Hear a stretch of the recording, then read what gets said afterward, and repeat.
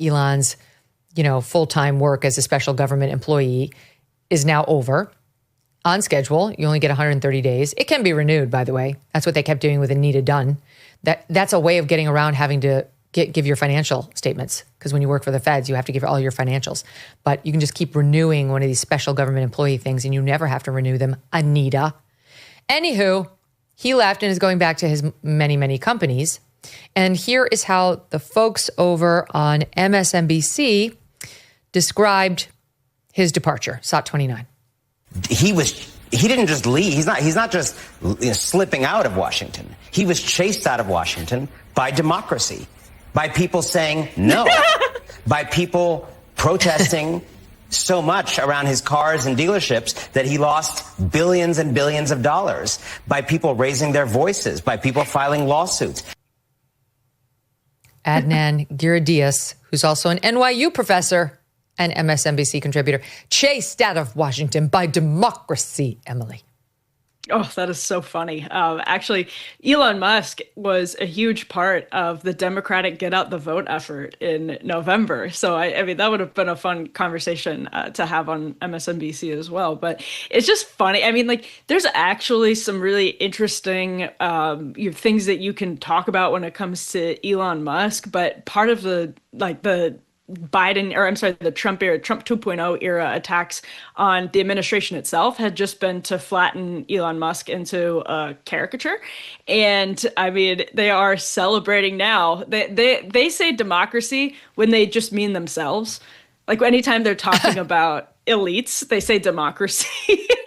Like it was chased out by democracy. It was the people. Yeah. So that there is a great example of that my team queued up, Eliana, of Nicolle Wallace, not content to have a failing show on MSNBC, has now launched what's sure to be a failing podcast. And her first big get was Rachel Maddow. Okay, her nightly pal for the past 10 years or what have you, over at that network. And would you take a listen to these two navel gazers talking about their role in society? Listen to this. It's SOT 10. Friend sent me a meme the other day. It was like a Paddington meme, and it was the caption was "Born to dilly-dally, forced to fight fascists." Really, you had me at dilly-dally. The election was coming to an end, and the stories that we covered became so real. And in my scary moments, you were my lifeline and the person that I've always called. And I feel now like we're doing the actual work, and I feel a little less scared. It's just kind of a reminder that we've been talking about and worrying about the edge of the cliff for so long. And so now we have experienced what the edge of the cliff is like and what it's like to be in midair. And we are now in the canyon on the other side of the cliff. And we are seeing what life is like there. In the middle of a fascist takeover, what happens is there's a fascist takeover and you have to keep still doing the work. Then you are a person who's fighting an existing fascist authoritarian government and not just warning about it. Okay. Got it? Born to dilly-dally, but forced to fight fascists. That's what they're up to. It's too painful. I mean, that's probably the best guess she may get. I mean, Rachel is the highest rated anchor on that network, and I have a feeling it's downhill from here. But they seem to be in pretty good spirits for fighting a fascist takeover. Maybe she can get Steve Schmidt, and they can, since the show is called The Best People, they can talk about how they orchestrated a misogynistic takedown of Sarah Palin behind the scenes of the McCain campaign. Since this is a show about good people, virtuous people, I think that would be a great point. Topic. Yeah, I like that. Yeah. Or the best people. Maybe she'll book Doug Emhoff, her colleague at MSNBC, interviewed and didn't see fit to raise the allegation made by a woman who had dated him for a long time that he beat her. He denied it, but would have been something some might have considered newsworthy. Is he one of the best people? I don't know. Maybe Kilmar. But they're busy. Talk to them too. I want to know how to get paid. I want to get paid like Rachel Maddow for fighting a fascist takeover one night a week. Yeah, it's good times. Podcast appearance. And then you can go out and you can rip your network to shreds. Yeah, talking about I how want that gig. Terrible they are when they cancel racist people like Joy Reid, you can just lament how bad your network is while you're cashing their checks, not actually doing anything to it. By the way, note to you guys, MSNBC's new primetime lineup, because Rachel, she couldn't do that 5-day-a-week thing. She couldn't fight the fascism 5 days a week. It's a 1 day a week kind of job. It's just like, it's so exhausting. Just that 1 hour took so much out of her. So she couldn't, I'm sorry, she just couldn't, it's just like the guys at Normandy. Some of them couldn't keep going past the actual beachhead. They couldn't go up the hill. That's her. So now the lineup has been adjusted, and Jen Psaki is in there and failing miserably. Their new primetime lineup debuted May 5th, and according to Mediaite, it is, quote, failing to connect. I agree with that term. Overall for May, MSNBC dropped 41% in the demo, 34% in the total day numbers compared to May of last year. In total viewers, the network was down 41% in the primetime demo, 34% in the daytime demo. In total viewers, the network was down 33% across all day and down a quarter, 24% in primetime. MSNBC's total daytime demo viewership sank to 49,000 on average. People, that's slashies. Under 50,000 is slashies. Trust me, I was in cable news for 17 years. What you get is slashies when you read the ratings when you're under 50,000. They don't even give you the number on the Nielsen numbers. You just see slashies, which means you're a loser. You could turn those two little lines in different directions and come up with loser. So they're down to an average across the daytime of 49,000 and just 73,000 in the primetime. They're not even breaking 100,000 in the key demo in primetime.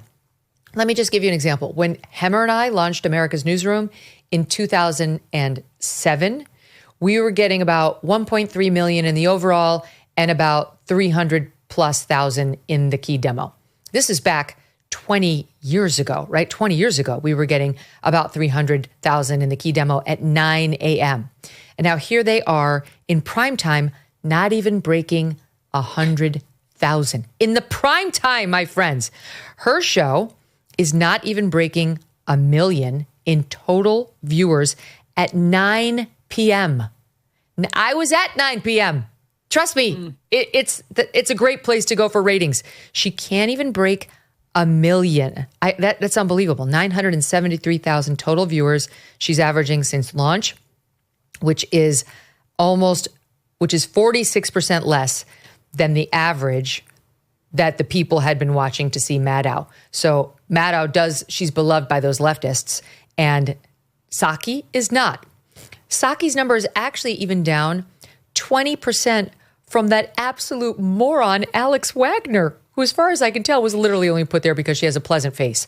20% down from Alex Wagner's average during the same period in 2024. CNN primetime, but for what it's worth, moving to networks now, CNN primetime dropped 18% in total viewers, 21% in the total demo year over year. The CNN primetime average. Okay, now when I was there, we were like 4 million, 5 million, whatever, definitely 3 million. They're pulling those numbers now under Trump. CNN's primetime average, 426,000 viewers. Holy shit. That's terrible. People are definitely going to get fired. They're going to get salaries slashed. You cannot continue to exist with these numbers. Eliana, thoughts on whether it should? Well, it's interesting. I was at Fox for a few years starting in 2008, and I remember the talk, that was the beginning of the Obama administration, being that it's really great to be in the opposition. Now, fast forward to 2024, Fox's ratings are up anyway, though they're not in the opposition. And what should be a boon for MSNBC and CNN being the opposition, and CNN, of course, experienced this in 2016, their ratings are in the toilet. And Jen Psaki, by the way, was their big recruit out of the Biden White House. She was supposed to be the primetime star, and they got rid of Alex Wagner. And it does look like their programming experiment has been a complete and utter failure in this regard. And I think it's a combination of the cable news business collapsing because people just aren't watching cable news anymore, and just bad, uninteresting programming. And it's hard to get beyond that.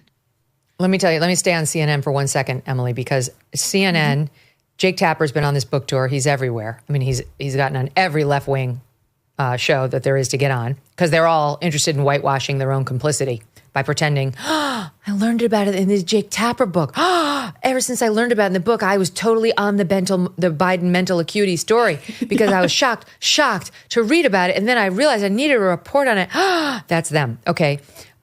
Tapper's show has been getting a ton of publicity, and it has hit its lowest ratings in 10 years. Its lowest ratings since 2015, reports Fox's Brian Flood. Despite all the buzz around his book and his intense publicity tour, his lowest rated month in a decade in May, he averaged 525,000 total viewers, which is, I guess, slightly above average for CNN. And he shed 25% of his audience from the same period last year. Fox News, in their same period in this time slot, is getting 3.3 million, and he's getting 500,000.